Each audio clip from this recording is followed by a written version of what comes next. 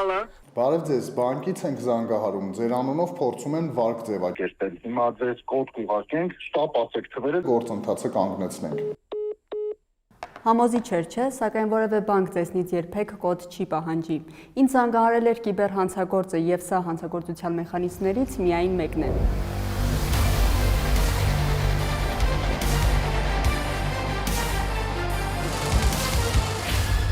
Մի քանի 100,000-ից մինչև մի քանի միլիոն դրամ են մարդիկ պարտավորվում վճարել կիբերհանցագործների փոխարեն։ Մեր զրուցակցի անունով օրինակ 900,000 դրամի վարկ են ձևակերպել, գումարը հափշտակել։ Զանգող անձնավորությունը շատ լավ տիրապետում է բանկի խոսելավոճին, տեղեկացված է ամբողջ ծրագրից ամեն ինչից։ Կիբերհանցագործը զանգահարել էր բանկի հեռախոսահամարին շատ նման համարից։ Մեր զրուցակցին ասել, թե ինչ քայլեր ձեռնարկի, որ չեղարկի վարկի ձևակերպումը։ Իսկ երբ Խարդախը հասել էր իր նպատակին եւ հափշտակել գումարը, տուժողին արդեն իրական բանկից էին զանգահարել։ Ինչի համար են բանկից ինձ զանգում գործարքից, թեկուզ 15-20 րոպե կամ 30 րոպե հետո, որ կարելի է նույն պահին տեղեկացնել, երբ որ այդ պահին է իրանց մոտ երևում, որ բրաուզերը փոխվել է, մուտք են գործել, վարկը ձևակերպել են, գցել են քարտին, դոլարի վերացել ու դուրս է եկել երկրից արդեն։ Տվյալ բանկի հաճախորդ այլևս չհամարվելու համար մեր զրուցակիցը վերավարկավորվել է, այսինքն մեկ այլ բանկից վարկ է վերցրել, որով փակել է կիբերհանցագործի ձևակերպած վարկը։ Խարդախները տարբեր մեթոդներով են կարողանում մարդկանց անունով վարկեր ձևակերպել։ Օրինակ առաջարկում են մասնակցել հարցման եւ ստանալ գումար, որտեղ էլ լրացնելով բանկային կամ անձնական տվյալներ, մարդիկ հայտնվում են կիբերհանցագործի թակարդում։ Տարաբնույթ մեխանիզմներով տուժած անձինք բողոքի ակցիաներ են սկսել, ասում են հայտնվել են ծանր ֆինանսական բեռի տակ։ Կորցրել եմ 10 միլիոն դրամ։ Այսօր 11 ամիս է, ոչ մեկ ուշադրություն չի դարձնում իմ հարցին։ Ձևակերպվել է 8 միլիոն 560,000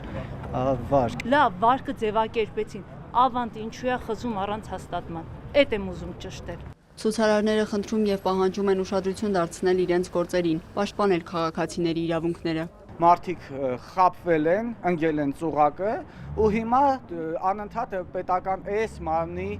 կամ այն մարմնի կողմից լուսանցքի ծուղակի դուրս են մնում, որևէ մեկը պատասխանատվություն չի ստանձնում, որ այս քաղաքացիների իրավունքը այնուամենայնիվ պետքա վերականգնվի։ Ցուցարարները իրենց դիմում բողոքներն են մուտք արել կենտրոնական բանկ։ Հիշեցնենք, հարցում էինք ուղարկել գլխավոր դրամատուն, իմանալու արդյոք հնարավոր է միջամտել, որ տուժողները չվճարեն կիբերհանցագործության հետևանքով ձևակերպված վարկերը։ Ստացանք այսպիսի պատասխան։ Զեղծարարության արդյունքում ձևակերպված վարկերի հավաքագրման մոտեցումները կախված են յուրաքանչյուր առանձին դեպքի վերաբերյալ վարկ տրամադրող կազմակերպությունների եւ վարկառուների գործակցությունից, իրավապահ մարմինների գործողություններից եւ հնարավոր դատական ակտերից։ Զեղծարարությունների, սպառողների պաշտպանությանն առնչվող հարցերը մշտապես գտնվում են կենտրոնական բանկի ուշադրության կենտրոնում։ Կենտրոնական բանկը շարունակաբար վերահսկում է ֆինանսական կազմակերպությունների գործունեությունը եւ սահմանված անվտանգության ապահովման պահանջների անհամապատասխանությունների դեպքում ձեռնարկում է օրենքով մանված համապատասխան միջոցներ։ Ցուցարարները գլխավոր դատախազությունից պահանջել էին հանդիպում։ Նրանց ընդունել են խոստացել ծանոթանալ բոլոր դեպքերին եւ օրենքի շրջանակում փորձել լուծում տալ։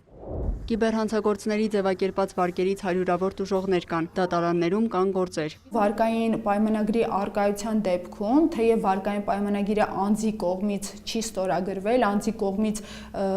չի ձևակերպվել եւ անձը այդ գումարը չի ստացել, սակայն ձևակերպված է կոնկրետ նրա անվամբ։ Եվ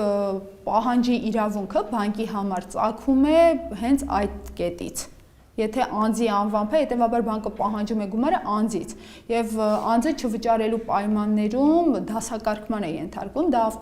ավտոմատ համակարգ է, որը գործում է եւ զիջումները ամեն դեպքում այդ առումով չեն գործում։ Եթե հանցագործը հայտնաբերվում է, սակայն չի ունենում միջոցներ հատուցելու վնասը, քաղաքացին ստիպված մարում է վարկը, քանի որ այն իր անվամբ է ձևակերպված։ Քննչական կոմիտեից տեղեկացնում են, քաղաքացին կարող է վարկը չվճարել, օրենքի շրջանակում այդ հարցը լուծել, սակայն պետք է սպասի մինչև վարույթի ավարտը։ Դիմել են բանկ խնդրանքով, որ գոնե տոկոսները սառացրեք, մինչև հասկանանք, քրեական վարույթը կավարտվի նոր, 11 ամիսով քրեական վարույթը ոչ մի քայլ առաջ չի գնացել։ Քննիչի փոխանցմամբ վարույթը կարող է երկար տևել, հաշվի առնելով հանցանքի բարդ մեխանիզմները։ Նման խնդիրների դեմ պայքարելու համար Արաս Խանյանը մի օրինակ է ներկայացնում։ Կան երկրներ, որտեղ առցանց տարբերակով առանց անձի ֆիզիկական ներկայության տրամադրվող վարկերի դեպքում սահմանաչափը վարկային իջեցվում է մինչև որոշակի գումարի եւ դրանից հետո վարկ ցանկանալու դեպքում անձը կարող է արդեն ստանալ միայն այն դեպքում, երբ ֆիզիկապես դիմի բանկ եւ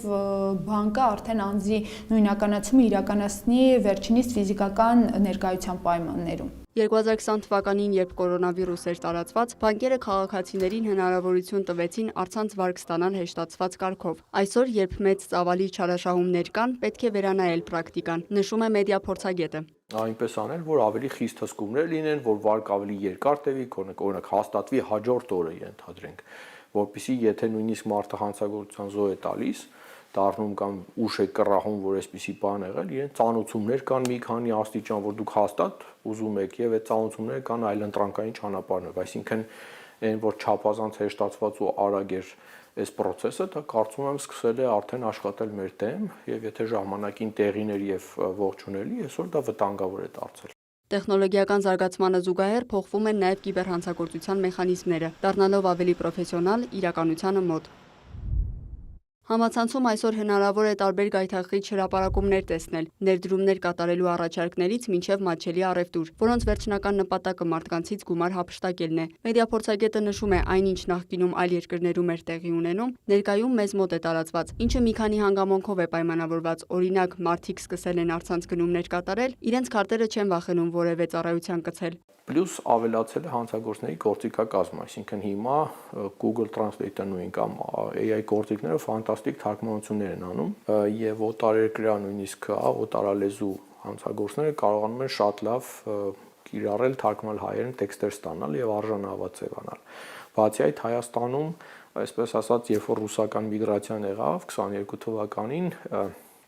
այդ միգրանտների հետևից եկան նաև հանցագործներ։ Ներքին գործերի նախարարության տրամադրած տվյալներով երևում է, որ 2020-ից մինչև 2025 թվականը կիբերհանցագործությունների դեպքերը ավելացել են։ Օրինակ 2020-ին արձանագրվել է 209 դեպք, իսկ նախորդ տարի արդեն 812 դեպք։ Գլխավոր դատախազության տրամադրած տվյալներում էլ երևում է համակարգչային հափշտակության դեպքերի ավելացումը։ 2020-ին 206 քրեական վարույթ է նախաձեռնվել, 13 գործ ուղարկվել դատարան, իսկ 2024-ին նախաձեռնվել է 872 վարույթ, դատարան է ուղարկվել 20 գործ։ Լիանա Խաչատուրյան, Ժիրայր Հաբետյան, Հովանես Քյուրքչյան, Գևորգ Զաքարյան եւ Դավիթ Դանիելյան, Կիրակնորյալ լուրեր։